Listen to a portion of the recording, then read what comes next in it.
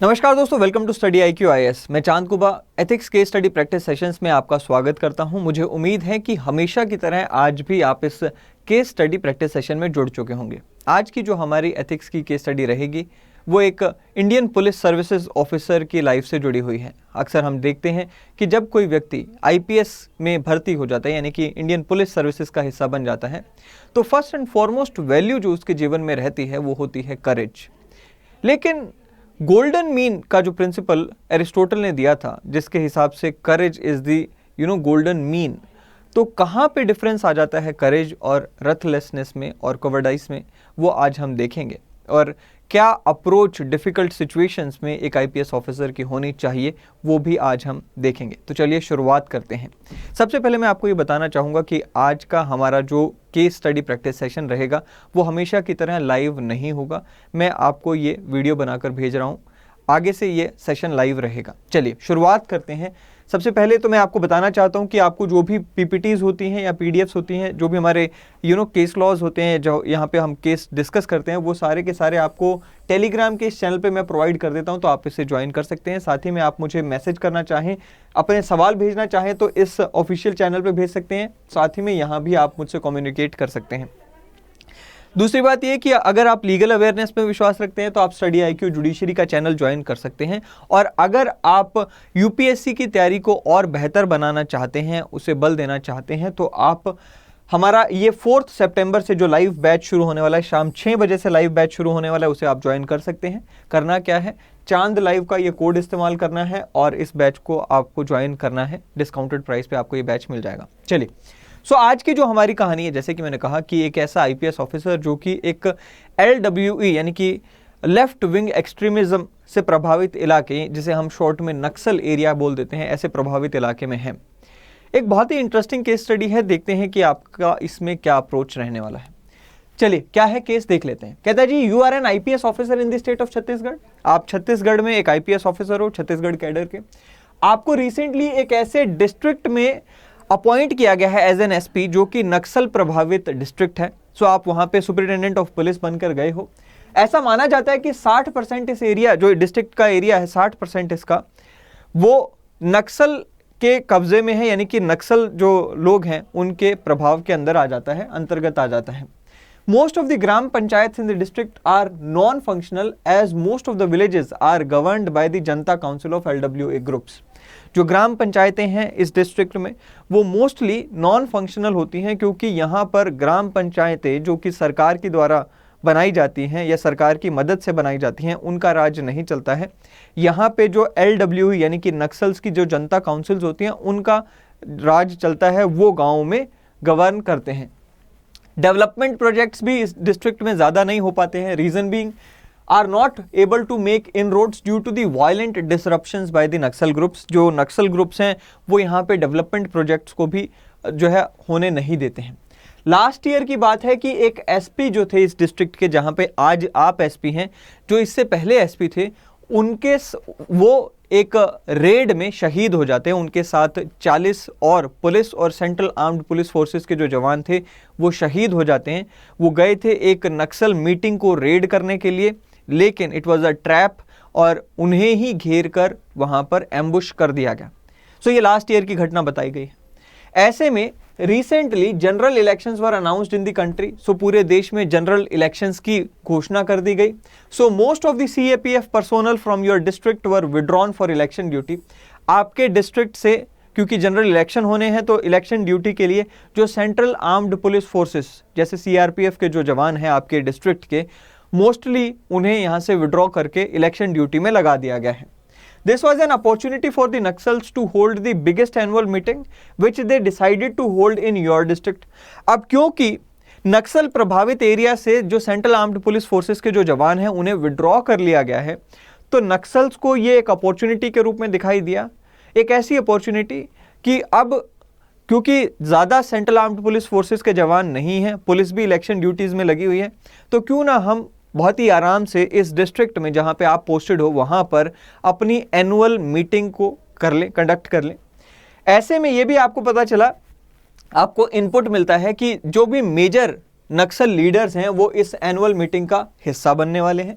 You feel that this is the best opportunity to conduct a raid in this meeting and break the backbone of the LW in the area. आपको ऐसा लगा कि यार सारे leaders आ रहे हैं, नक्सल leaders आ रहे हैं, बड़े बड़े लीडर्स आ रहे हैं, तो ये तो एक बहुत अच्छी अपॉर्चुनिटी है जहां पर इस एनुअल मीटिंग को हम रेड करके और जो नक्सल्स हैं उन्हें या तो अरेस्ट कर लेंगे या फिर उनका एनकाउंटर होगा और इस तरह से नक्सलिज्म की बैकबोन जो है उसे, कमर जो है उसे तोड़ा जा सकता है। आपको ऐसा लगता है। You are the sole bread winner in your family, यानी कि आप अपने परिवार में इकलौते कमाने वाले हो। आपके जो परिवार वाले हैं they are not in the support of your this decision specially after last year's incidents. आपके जो परिवार वाले हैं उनको लगता है कि भाई ये जो आप डिसीजन ले रहे हो ये सही डिसीजन नहीं है। खास करके अगर हम पिछले साल का ही इंसिडेंट देखें जहां पर एक आईपीएस ऑफिसर और उसके साथ 40 और पुलिस वाले मारे गए थे इस अटैक में, तो उनका मानना है आपके परिवार वालों का कि भाई this is not the right way और this is not the right approach. अब ऐसे में आपसे पूछा जा रहा है कि what are the ethical considerations before you, what are the available options before you and which option will you choose. अब आपसे ये पूछा जा रहा है कि ऐसी सिचुएशन में जहां पर आपके लिए एक बहुत ही अच्छी अपॉर्चुनिटी आपको लग रहा है कि भाई क्यों ना नक्सल्स को यहाँ पर ढेर कर दिया जाए, उनकी कमर तोड़ दी जाए, लेकिन एट द सेम टाइम जो पुलिस वाले हैं, जो सीएपीएफ के जवान हैं, उन्हें विड्रॉ किया जा रहा है और दूसरी तरफ आपके पुलिस वालों को भी इलेक्शन ड्यूटीज़ में लगाया जाना है। एट द सेम टाइम आपको लगता है कि ये एक अच्छी अपॉर्चुनिटी है जहाँ पर हम नक्सल्स की कमर तोड़ सकते हैं।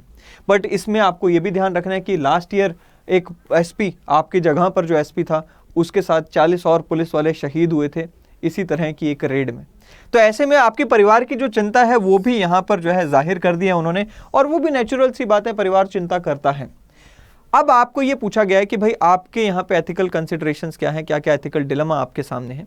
साथ ही में आपसे ये पूछा गया है कि आपके पास ऑप्शंस कौन से अवेलेबल हैं और साथ ही में ये पूछा गया है कि आप इनमें से कौन सा ऑप्शन चुनेंगे। तो आप इस वीडियो को पॉज करके हिंदी में भी अगर इसे पढ़ना चाहें तो इसे पढ़ सकते हैं।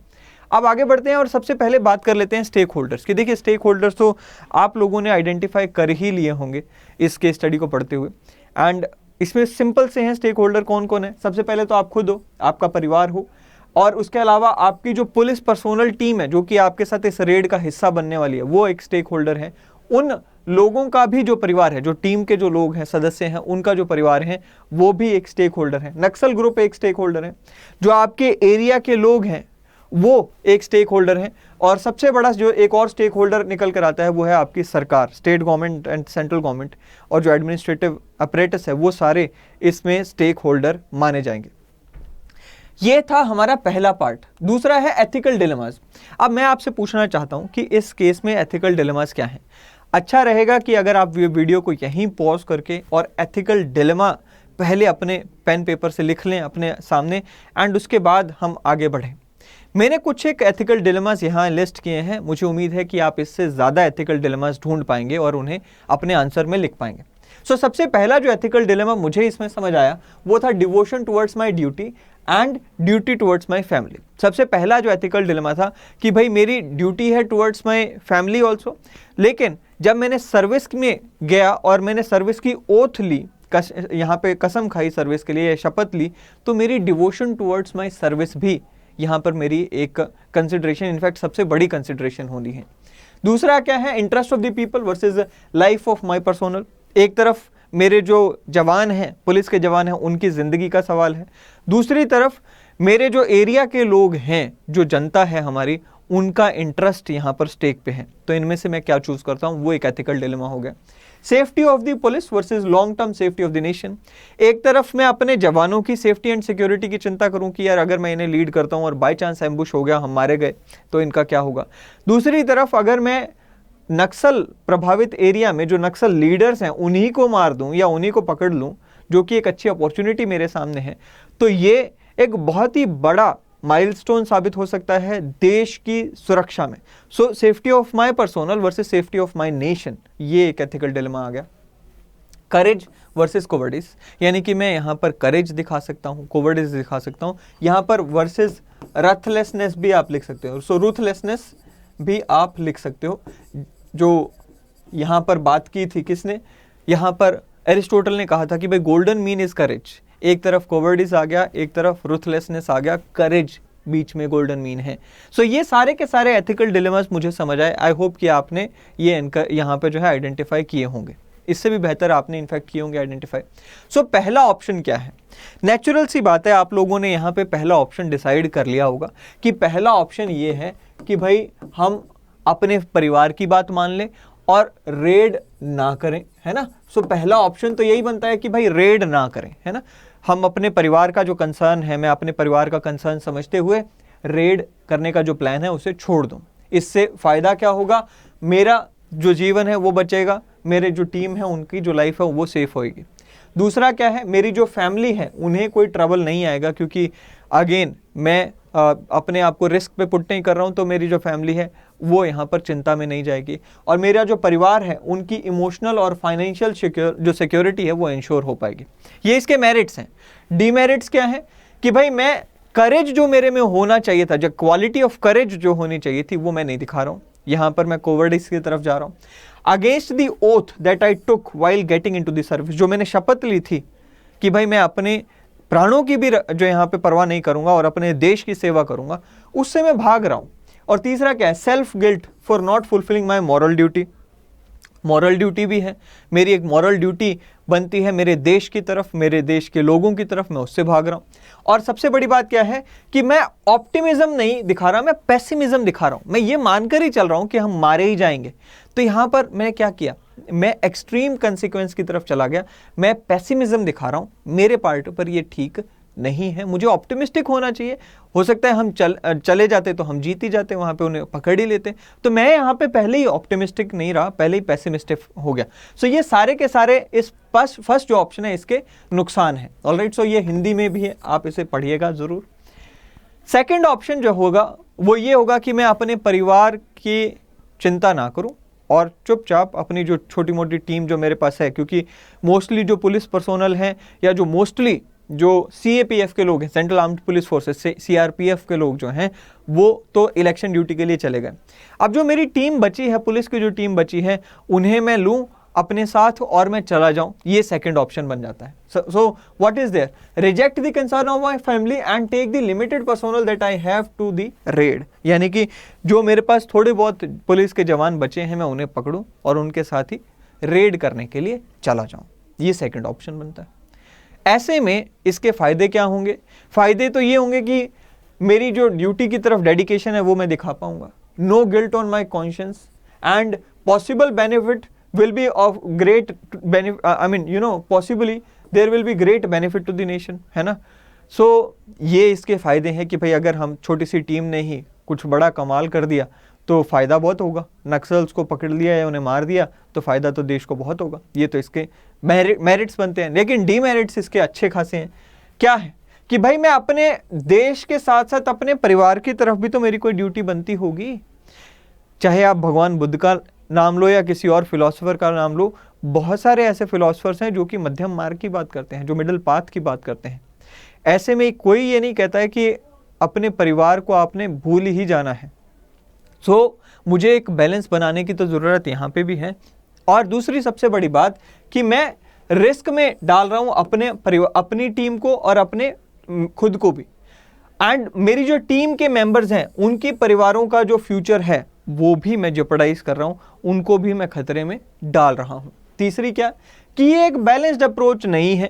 बैलेंस्ड अप्रोच और भी बेहतर हो सकती है, जो हम आगे डिस्कस करेंगे। एंड टिल्ट टुवर्ड्स रथलेसनेस, तो जैसे कि मैंने आपको कहा कि एरिस्टोटल की जो अप्रोच थी गोल्डन मीन वाली, वो यहाँ पर नहीं आ रही, क्योंकि उन्होंने कहा था कि कोवर्डिस और क्या हो गया, करेज और रथलेसनेस, ये तीन है। तो इसमें जो मिडल की वैल्यू है दैट इज करेज, वो हमारी वैल्यू होनी चाहिए थी, ये नहीं होनी चाहिए थी। ठीक है, सो ये अच्छा। तीसरा विकल्प मेरे पास क्या है? ऐसे जो भी क्वेश्चंस आते हैं, ऐसे में तीसरा जो विकल्प होना चाहिए वो एक बैलेंस्ड अप्रोच होनी चाहिए, एक मैच्योर अप्रोच होनी चाहिए, एक ऐसी अप्रोच जिसमें इमोशनल इंटेलिजेंस भी झलकनी चाहिए, जिसमें ऑप्टिमिज्म भी झलकना चाहिए, जिसमें करेज भी झलकना चाहिए।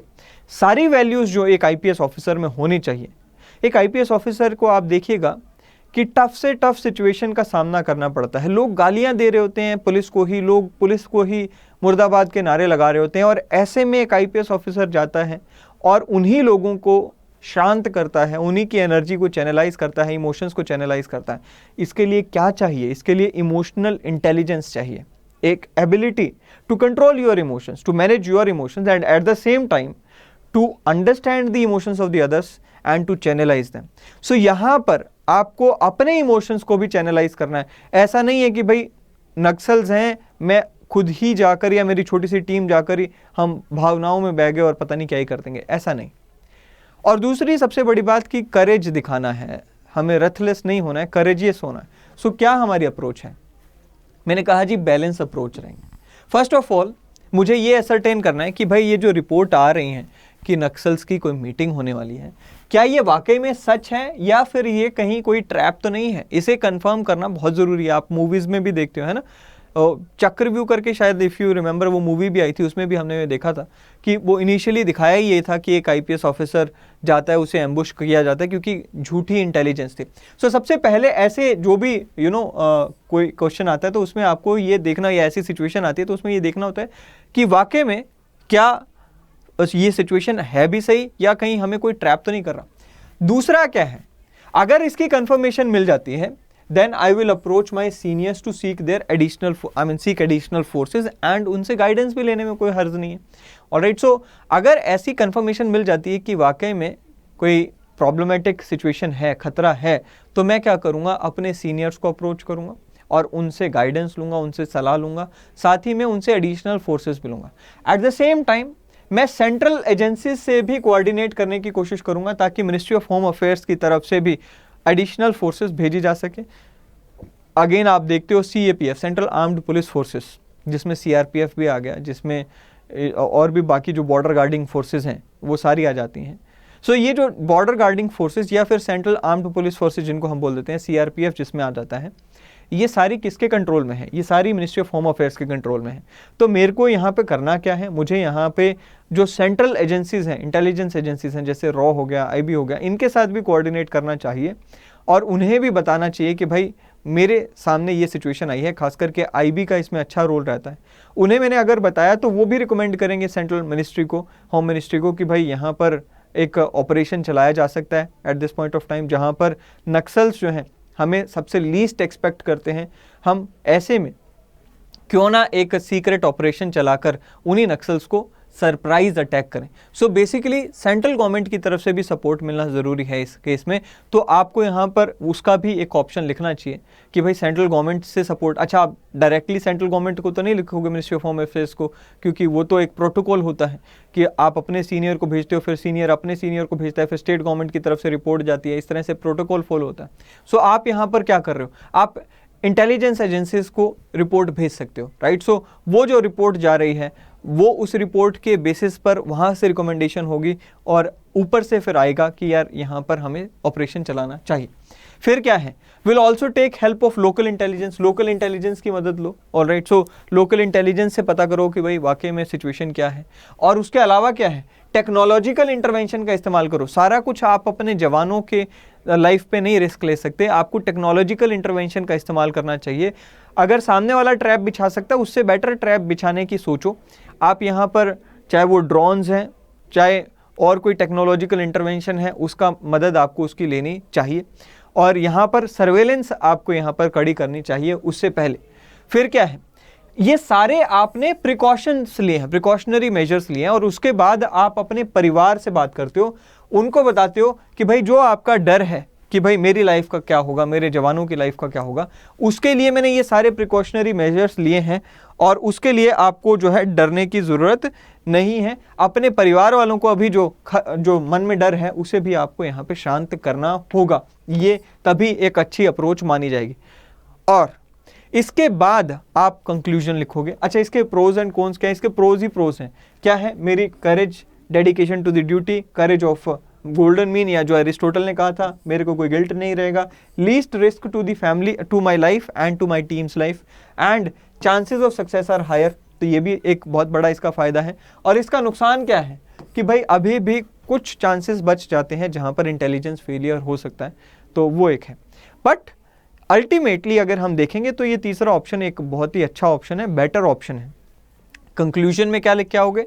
कंक्लूजन इसके बाद बनेगा। कंक्लूजन इसके बाद आपको लिखना है कि भाई ultimately I will choose the third option because this is the most comprehensive option, जहां पर risk is less and chances of success are high and it is इस तरह से आप यहाँ पर इसको लिख कर आओगे पॉजिटिव वे में, यहाँ पर एक ऑप्टिमिस्टिक सी एक अप्रोच यहाँ पर लिख के आओगे। ठीक है, तो ये हमारी जो है इस तरह की केस स्टडीज़ रहती हैं। वहाँ पर कभी भी ड्यूटी से तो हम भाग सकते ही नहीं, ऐसा सोच भी नहीं सकते कि हमें ड्यूटी से भागना है, but at the same time हमें प्रिकॉशनरी चलना है, इमोशनल इंटेलिजेंस हमें दिखानी है और उस तरह से हमारी अप्रोच भी होनी चाहिए। चलिए, सो आई होप कि आपको ये केस स्टडी पसंद आएगी एंड कल दोबारा लाइव हम मिलेंगे। आज तो खैर नहीं मिल पाएंगे लाइव, लेकिन कल दोबारा लाइव मिलेंगे एंड इस जगह पर आपको क्या मिल जाएगा, यहाँ पे सारी जो पीपीटीज हैं वो आपको प्रोवाइड हो जाती हैं। ठीक है, सो आई होप कि आपको आज का जो सेशन है पसंद आया होगा। अगले सेशन में फिर एक बार मिलेंगे। Till then thank you and have a great day ahead. Thank you.